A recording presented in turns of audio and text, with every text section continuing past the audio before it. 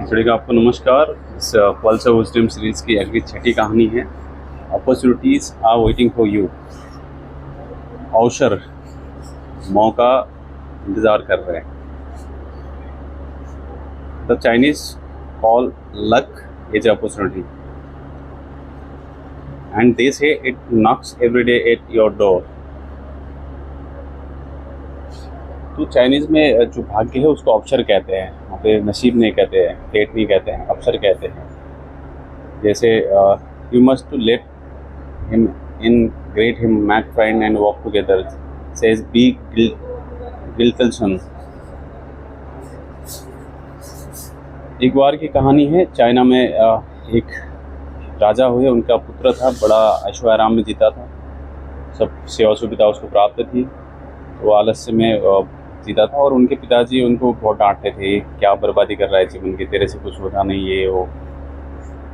जिसके कारण एक दिन उसने मन में संकल्प लिया कि मैं भी कुछ करके दिखाऊंगा। और वो एक वहाँ के जो मुखिया हुए उनके वहाँ गया और उनको कहानियाँ बताई कि मुझे चांस नहीं मिला है कुछ अपने को स्वयं को सिद्ध करने का, प्रूव करने का, तो मुझे कुछ मौका दे जो मुझे कैसे क्या करना है।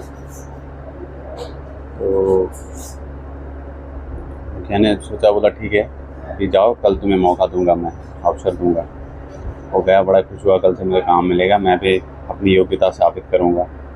तो धीरे धीरे वो गया और सोया। रात को अच्छे से नींद आई। जब सुबह जल्दी उठा तो देखा बाहर बहुत शोरगुल हो रहा था। फिर देखा शोरगुल इस वजह से था कि उस जहाँ पे जा रहा था उस रास्ते में बड़ा पत्थर था, तो किसी ने भी उस पत्थर को हटाने की जरूरत नहीं की, उसने वो इनिशिएटिव नहीं लिया और उससे पार निकल गए। और ये लड़का भी निकल गया। धीरे धीरे वो मुखिया के पास पहुंचा और उसने मुखिया ने पूछा क्या क्या किया कल से तुमने अब तक। उसने अपनी बताई दिनचर्या और रास्ते का जो पत्थर के बारे में बताया। मुखिया ने बोला चलो फिर मैं भी देखना चाहता हूँ पत्थर क्या है। वो सड़क विभाग को, वहाँ के लोगों को कोस रहा था, वो वैसा ढंग से काम नहीं करते। तो मुखिया ने बाकी लोगों की मदद ली और उस पत्थर को वहाँ से हटाया।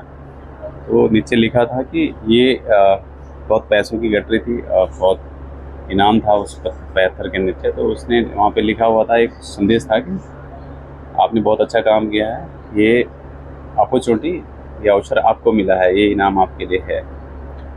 तो उस मुखिया का तात्पर्य, जो कहानी का तात्पर्य था, वो समझ गया, बड़ा शर्मिंदा हुआ। इस तरह से हमें भी बहुत सारी अपॉर्चुनिटियाँ का मिलती है, हम उसको देख नहीं पाते अपने उस पैटर्न की वजह से। इसलिए अपने मौक़ों का भरपूर फ़ायदा उठाएं। Thank you.